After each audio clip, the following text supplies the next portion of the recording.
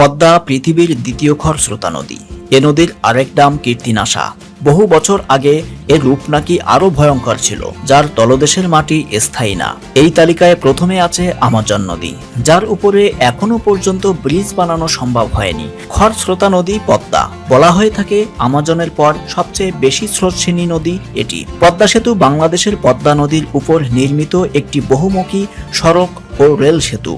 এর মাধ্যমে মুন্সিগঞ্জের লৌহজংয়ের সাথে শরীয়তপুর ও মাদারীপুর জেলা যুক্ত হয়েছে। ফলে দেশের দক্ষিণ পশ্চিম অংশের সাথে উত্তর পূর্ব অংশের সংযোগ ঘটেছে। অজানা যত কিছুর আজকের আয়োজনে আজ আমরা জানব পদ্মা সেতুর চড়াই উতরাই পেরোনোর গল্প, স্বপ্নের পদ্মা সেতু বাস্তবে রূপদানের গল্প। তাই সম্পূর্ণ ভিডিওটি দেখবেন, তাহলে জানতে পারবেন পদ্মা সেতু বাস্তবে রূপ নিতে কত বাধা বিপত্তি অতিক্রম করতে হয়েছে।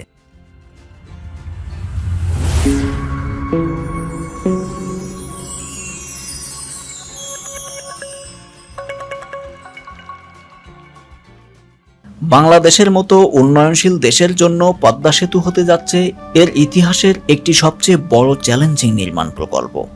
2 স্তর বিশিষ্ট স্টিল ও কংক্রিট নির্মিত ট্রাস ব্রিজটির উপরের স্তরে থাকবে 4 লেনের সড়ক পথ এবং নিচের স্তরটি থাকবে একটি একক রেলপথ। পদ্মা ব্রহ্মপুত্র মেঘনা নদীর অববাহিকায় 150 মিটার দৈর্ঘ্যের 41টি স্প্যান ইতিমধ্যে বসানো হয়েছে।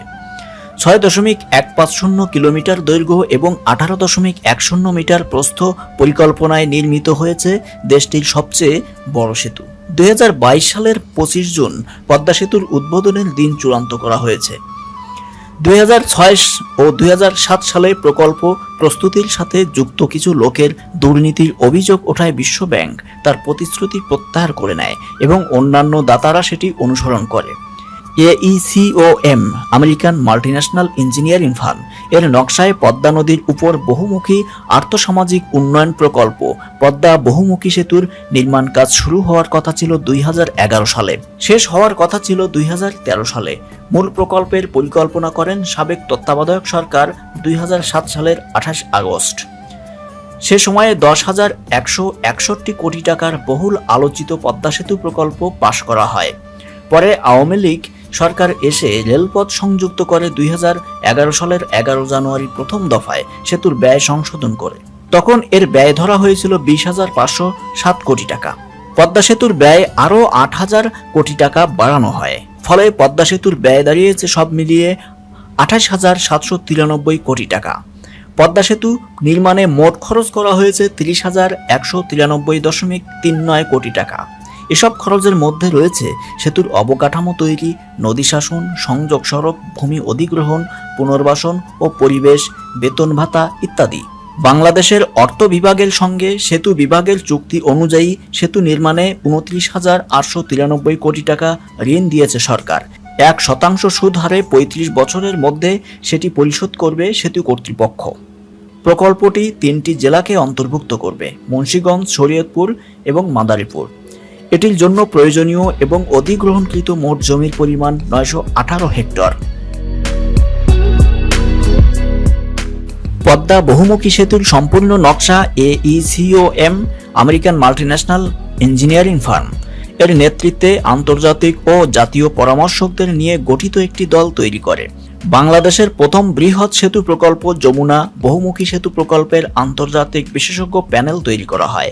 অধ্যাপক জামিলুর রেজা চৌধুরীকে 11 সদস্যের বিশেষজ্ঞ প্যানেলের সভাপতি নিযুক্ত করা হয়।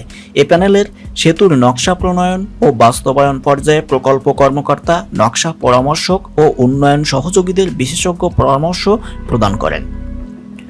প্রথম দিকে পদ্মা নদীর তলদেশের মাটি খুঁজে পেতে বেগ পেতে হয় সেতু নির্মাণকারী প্রকৌশলী ও বিশেষজ্ঞদের। তলদেশে স্বাভাবিক মাটি পাওয়া যায়নি। সেতুর পাইলিং কাজ শুরুর পরে সমস্যা দেখা যায়। প্রকৌশলীরা নদীর তলদেশে কৃত্রিম প্রক্রিয়ায় মাটির বদলে নতুন মাটি তৈরি করে পিলার গাঁথার চেষ্টা করে। স্ক্রিন গ্রাউটিং নামের এই পদ্ধতিতেই বসানো হয় পদ্মা সেতু। এরকম পদ্ধতির ব্যবহারের নমুনা বিশ্বে তেমন একটা নেই। এই প্রক্রিয়ায় ওপর থেকে পাইপের ছিদ্র দিয়ে কেমিক্যাল নদীর তলদেশে পাঠিয়ে মাটির শক্তিমত্তা বাড়ানো হয়েছে। তারপর ওই মাটিতে গেঁথে দেওয়া হয়েছে পিলার।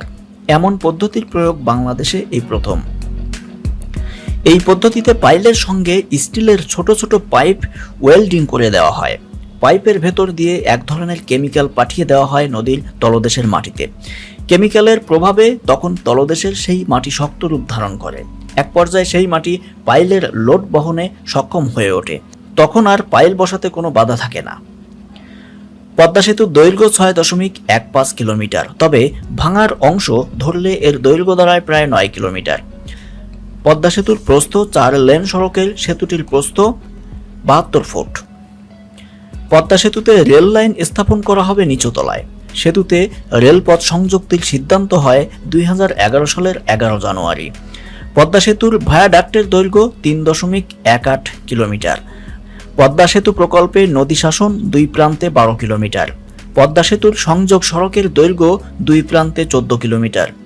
পদ্মা সেতু প্রকল্পে মোট খরচ করা হচ্ছে 30,193.39 কোটি টাকা। পদ্মা সেতু প্রকল্পে নদী শাসন ব্যয় 8,707 কোটি 81 লক্ষ টাকা। পদ্মা সেতুর ভায়াডাক্ট ফিলার 81টি। পদ্মা সেতুর পাইলিং গভীরতা 383 ফুট। পানির স্তর থেকে পদ্মা সেতুর উচ্চতা 60 ফুট। প্রতি পিলারের জন্য পাইলিং 6টি। পদ্মা সেতুর মোট পাইলিং সংখ্যা 264টি। পদ্মা সেতুর পিলার সংখ্যা 42টি। পদ্মা সেতুতে রেল ছাড়াও আরও রয়েছে গ্যাস, বিদ্যুৎ ও অপটিক্যাল ফাইবার লাইন পরিবহন সুবিধা। পদ্মা সেতুর নির্মাণ সামগ্রী কংক্রিট ও স্টিল দিয়ে। পদ্মা সেতু প্রকল্পে চুক্তিবদ্ধ কোম্পানির নাম China major bridge company. Padma সেতু রাজধানী ঢাকার সাথে সংযোগ স্থাপন করবে দেশের দক্ষিণাঞ্চলের 21টি জেলার। পদ্মা সেতু সংযোগ স্থাপন করেছে মুন্সিগঞ্জের মাওয়া ও শরীয়তপুরের জাজিরায়। সেতু প্রকল্পে বিশ্ব ব্যাংকের সাথে ঋণ চুক্তি হয়েছিল $120 কোটি। 2016-17 সালে সেতু প্রকল্পে পরামর্শক নিয়োগে দুর্নীতির অভিযোগ ওঠায় ঋণ চুক্তি প্রত্যাহার করে বিশ্বব্যাংক, এডিবি ও জাইকা। পদ্মা সেতুর কাজ শুরু হয় 7 ডিসেম্বর 2014 সালে। পদ্মা সেতুর প্রথম স্প্যান বসানো হয় 2017 সালের 30 সেপ্টেম্বর। 30 সেপ্টেম্বর দীর্ঘ প্রতীক্ষার পর পদ্মা সেতুতে পিলারের উপর বসানো হয় প্রথম স্প্যান। শরীয়তপুরের জাজিরা প্রান্তে 37 ও 38 নম্বর পিলারের উপর ভাসমান ক্রেনের সাহায্যে এই স্প্যান বসানো হয়। 10 ডিসেম্বর পদ্মা সেতুর 12 ও 13তম পিলারে 41তম স্প্যান বসানোর মধ্য দিয়ে দৃশ্যমান হয় পুরো পদ্মা সেতু। ভূমিকম্প, মাটির ক্ষয় সহ যে কোনো আঘাত প্রতিরোধ করে ঠিক থাকবে পদ্মা সেতু। সব ঘাত প্রতিঘাত মোকাবেলা করে 100 বছর টিকে থাকার শক্তি থাকছে পদ্মা সেতুর। আর সেই সক্ষমতা গড়ে তোলার উপযোগী করেই নির্মাণ করা হয়েছে পদ্মা সেতুর অবকাঠামো। পদ্মার উপরিতল থেকে নদীর তল পর্যন্ত গভীরতা প্রায় 130 ফুট। আর পানির তোরে নদীর তল থেকে মুহূর্তেই যে পরিমাণ মাটি সরে যায় তা 200 ফুটেরও বেশি গভীর খাত তৈরি করে।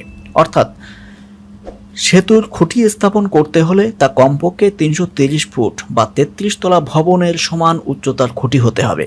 সেতুর চূড়ান্ত নকশায় খুঁটিগুলো স্থাপন করা হয়েছে এর চেয়েও 90 ফুট বেশি, মোট 420 ফুট গভীরতায়।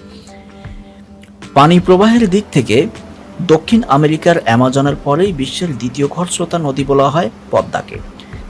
সেকেন্ডে 140,000 ঘনমিটার পানি প্রবাহিত হয়।